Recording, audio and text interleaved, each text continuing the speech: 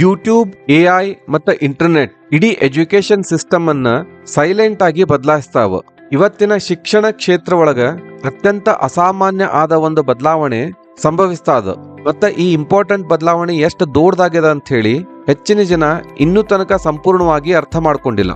ಹಿಂದಿನ ಟೈಮ್ನೊಳಗ ವಿದ್ಯಾರ್ಥಿಗಳು ಯಾವ್ದೋ ಒಂದು ಇಂಪಾರ್ಟೆಂಟ್ ವಿಷಯವನ್ನ ಕಲಿಬೇಕು ಅಂತಂದ್ರ ಸ್ಕೂಲು, ಕಾಲೇಜ್ಗಳು, ಬುಕ್ಸು, ಲೈಬ್ರರಿ ಇಂಥವುದ್ರ ಮೇಲೆ ಡಿಪೆಂಡ್ ಆಗಿದ್ರು.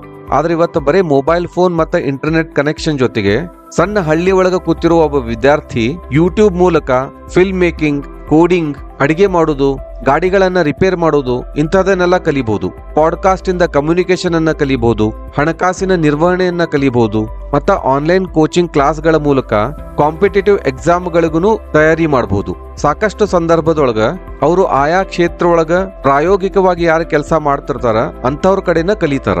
ಅಂದ್ರೆ ಯಾರು ಒಬ್ರು ಡೊಮೇನ್ ಎಕ್ಸ್ಪರ್ಟ್ ಇರ್ತಾರ ಅಂತವ್ರ ಕಡೆ. ಈ ಕಾರಣಕ್ಕಾಗಿ ಒಂದು ಚೇಂಜ್ ಸೈಲೆಂಟ್ ಆಗಿ ನಡೀತಾದ. ಶಿಕ್ಷಣ ಈಗ ನಿಧಾನವಾಗಿ ಕ್ಲಾಸ್ ರೂಮ್ ನಿಂದ ಆ ಕಡೆ ಬರ್ತದ. ಇವತ್ತಿನ ವಿದ್ಯಾರ್ಥಿಗಳು ಬರೀ ಎಕ್ಸಾಮ್ ಸಂಬಂಧ ಓದೋರಂಥವ್ರಾಗಿಲ್ಲ, ಬದಲಿಗೆ ಇಂಟರ್ನೆಟ್ ಒಳಗ ಏನೇನ್ ಅವೈಲೇಬಲ್ ಅದ ಅದರ ಮೂಲಕ ನಿರಂತರವಾಗಿ ಕಲಿಯೋರಾಗ್ಯಾರ.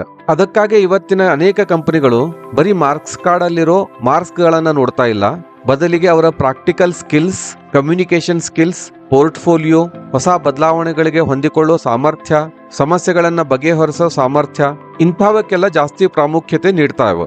ಇದರರ್ಥ ಶಾಲಾ ಕಾಲೇಜ್ಗಳು ಯೂಸ್ಲೆಸ್ ಆಗ್ತಾವ ಅಂತಲ್ಲ, ಆದ್ರೆ ಬರೀ ಕ್ಲಾಸ್ ರೂಮ್ ಒಳಗ ಮಾತ್ರ ಕಲಿಯೋ ವಿದ್ಯಾರ್ಥಿಗಳು ಇಡೀ ಪ್ರಪಂಚದಿಂದ ಹೆಂಗ ಕಲಿಬೇಕು ಅಂತ ತಿಳಿದಿರೋ ವಿದ್ಯಾರ್ಥಿಗಳಿಗಿಂತ ನಿಧಾನವಾಗಿ ಹೆಂಗ ಹಿಂದೆ ಬೀಳ್ಬಹುದು ಅನ್ನೋದಂತರೂ ನಿಜ. ಇದು ಆಲ್ರೆಡಿ ಈಗಾಗ್ಲಿಕ್ಕೆ ಸ್ಟಾರ್ಟ್ ಆಗ್ಯದ. ಮುಂಬರೋ 10 ವರ್ಷಗಳ ಒಳಗ ಇದು ಎಜುಕೇಶನ್ ಅನ್ನ ಕಂಪ್ಲೀಟ್ ಆಗಿ ರೀಸ್ಟ್ರಕ್ಚರ್ ಮಾಡಬಹುದು. ಇಂಟರ್ನೆಟ್ ಬಂದ್ಮೇಲೆ ನೀವು ಬರೀ ಕ್ಲಾಸ್ ರೂಮ್ ನಿಂದ ಮಾತ್ರ ಕಲಿಬಹುದು, ಕಾಲೇಜ್ಗಳಿಂದ ಮಾತ್ರ ಕಲಿಬಹುದು ಅಥವಾ ಹಳೆ ಪದ್ಧತಿಗಳಿಂದ ಮಾತ್ರ ಕಲಿಬಹುದು ಅನ್ನೋ ವಿಷಯವನ್ನ ಸುಳ್ಳು ಮಾಡ್ಯದ.